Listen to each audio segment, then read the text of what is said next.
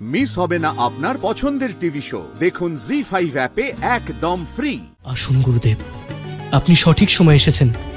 আজ আপনার পরামর্শের আমাদের খুব প্রয়োজন। বৃষভানু, আমি কানাইয়ের সাক্ষাৎ প্রার্থী। তার সঙ্গে দেখা হওয়াটা আমার জন্য অত্যন্ত আবশ্যক। কোথায় সে?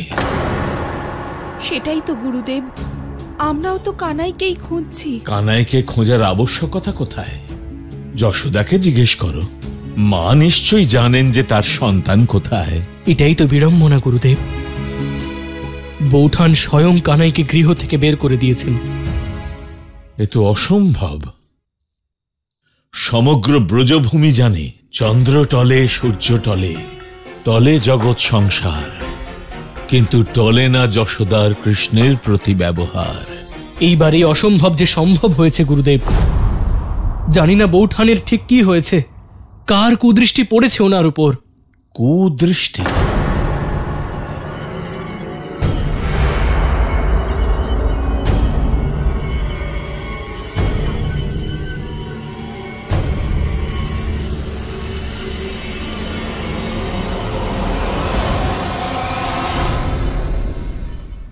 রাহু।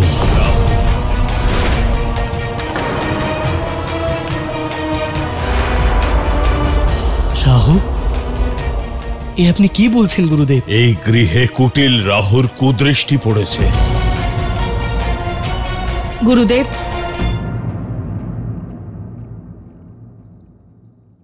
প্রণাম গুরুদেব।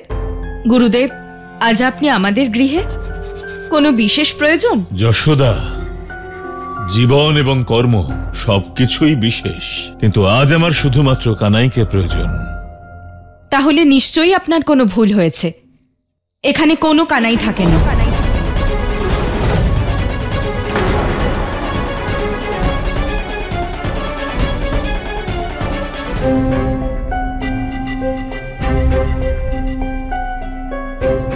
আপনি দেখলেন গুরুদেব, বৌঠানের ব্যবহারে ঠিক কতটা পরিবর্তন হয়েছে। বৃষভানু, গ্রহ যখন তার নিজের দশা বদলায়, মানুষের দশাও বদলে যায়। আমি বুঝতে পারছি যশোদার এই পরিবর্তনের সঠিক কারণটা কি, কিন্তু সর্বপ্রথম আমি কানাইকে চাই। গুরুদেব, আমরা কিছু বুঝতে পারছি না গুরুদেব, আমাদের চিন্তা নিবারণ করুন। যা কিছু ঘটছে তা আমার প্রভু নারায়ণের ইচ্ছাতেই ঘটছে, আর প্রভুর এই লীলায় আমি কোনরকম হস্তক্ষেপ কি করে করতে পারি? বৃষভানু, রাহুর কুপ্রভাব সমাপ্ত করবার একটাই মাত্র উপায়। সময়, নির্দিষ্ট সময়ের পরে রাহুর কুপ্রভাব সমাপ্ত হয়ে যাবে।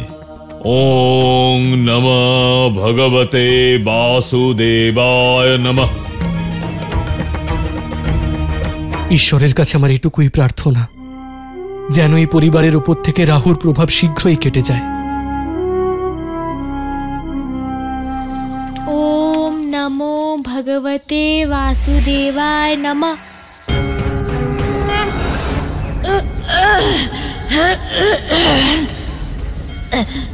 একে চারিদিকে এত আগুন, আজ এইসব হচ্ছে নাকি? ওম নমো ভগবতে বাসুদেবায় নমঃ। আর এই ধ্বনি কোত্থেকে আসছে? ওম আমাকে শীঘ্রই স্থান ছেড়ে যেতে হবে। বাসুদেবায় নমঃ। ওম নমো ভগবতে বাসুদেবায় নমঃ। কিন্তু এ কেমন অনুভূতি? নমো ভগবতে বাসুদেবায় এ কি, নমঃ। আমার গর্ভ, এটা কি করে সম্ভব? আমার গর্ভে বালক কি করে থাকতে পারে?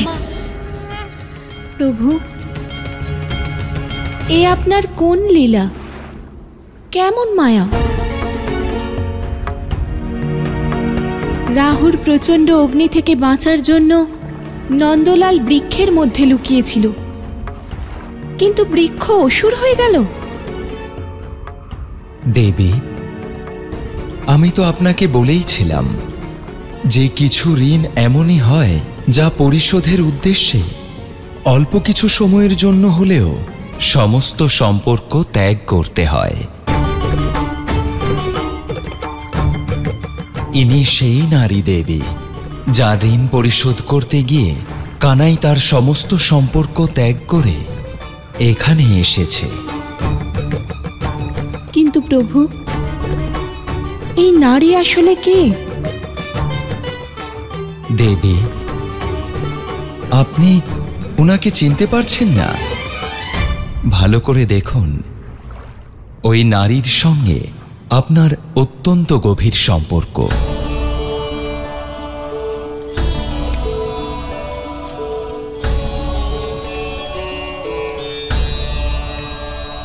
মা ত্রিজটা? হ্যাঁ দেবী, মা ত্রিজটা, যে ত্রেতা যুগে রাবণের অশোক বনে আপনার একমাত্র সহযোগিনী ছিলেন, সেই মা ত্রিজটা, যিনি নিজে অসুর হওয়া সত্ত্বেও দেবত্ব আর মাতৃত্বের গুণের প্রতিনিধিত্ব করেছিলেন, আর অশোক বনে প্রতি মুহূর্তেই পূর্ণ ভক্তি ভরে আপনাকে সেবা করেছিলেন দেবী। আমার সবকিছু মনে আছে প্রভু। অশোক বনে সব রকম কঠিন পরিস্থিতিতে মা ত্রিজটা কিভাবে আমার পাশে ছিলেন, আর যেদিন ছলনা করে রাবণ আপনার ছিন্ন মস্তক আমার সম্মুখে রেখেছিল, যদি সেই দিন মা ত্রিজটা আমাকে সত্যটা না বলতেন, তাহলে সেই দিনই আমি আমার জীবন শেষ করে ফেলতাম প্রভু। নিয়তি এত নিষ্ঠুর কি করে হতে পারে প্রভু? আপনি আমার জীবনের আধার। আপনি যদি না থাকেন, তাহলে এই জীবন থেকে কি লাভ? ভগবান, আপনি এ কেমন পরীক্ষা নিচ্ছেন? আমার প্রভুর সঙ্গে সঙ্গে আমার প্রাণও কেন চলে গেল না? রামকে ছাড়া সীতার জীবনের কি মূল্য? জি5 ডাউনলোড করুন আর সব এপিসোড দেখুন একদম ফ্রি।